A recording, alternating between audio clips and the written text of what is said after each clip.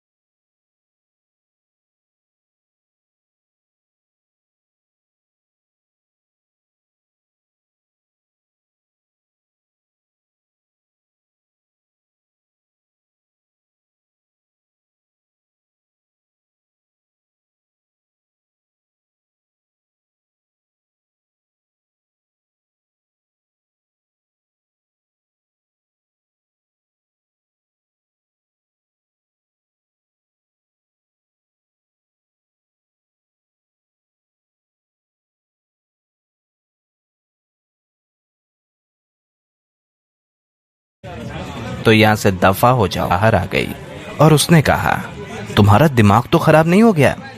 अगर प्रदीप अपनी गलती की वजह से यहाँ लाया जाता तो मैं कुछ नहीं करता, लेकिन उसे यहाँ पर उसकी गलती की वजह से नहीं बल्कि मुझसे बदला लेने के लिए लाया गया है। मुझे उसे यहाँ से निकालना ही पड़ेगा। 10,000 लगाते ही तुम्हारे पास हारने का 50-50 चांस होगा। अगर तुम हार गए तो फिर गेम ओवर, लेकिन अगर तुम जीत गए तो भी तुम्हें सिर्फ 20,000 ही मिलेंगे, और वो लोग तुमसे आधे घंटे में 20,000 नहीं बल्कि 10 लाख मांग रहे हैं। नताशा ने कहा, और अगर मैं फिर से जीत जाऊं तो 20,000 के 40,000 मिलेंगे। ऐसे ही फिर से जीतने पर 40 के 80 भी मिलेंगे। फिर एक बार और जीतने के 1,60,000 मिलेंगे। नताशा को कबीर की ये बात मजाक लगी और वो हंसते हुए बोली, दुनिया के बड़े बड़े गैम्बलर्स भी ये नहीं कर सकते। तुम हारने के चांसेस को काउंट ही नहीं कर रहे हो।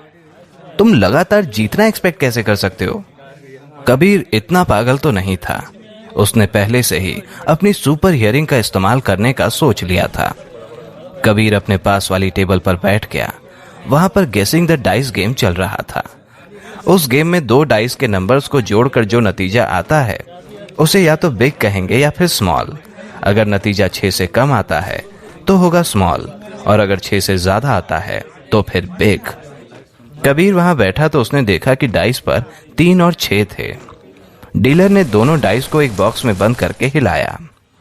वहीं कबीर ने अपनी आंखें बंद की और अपना पूरा ध्यान उस बॉक्स की तरफ डाइवर्ट कर दिया।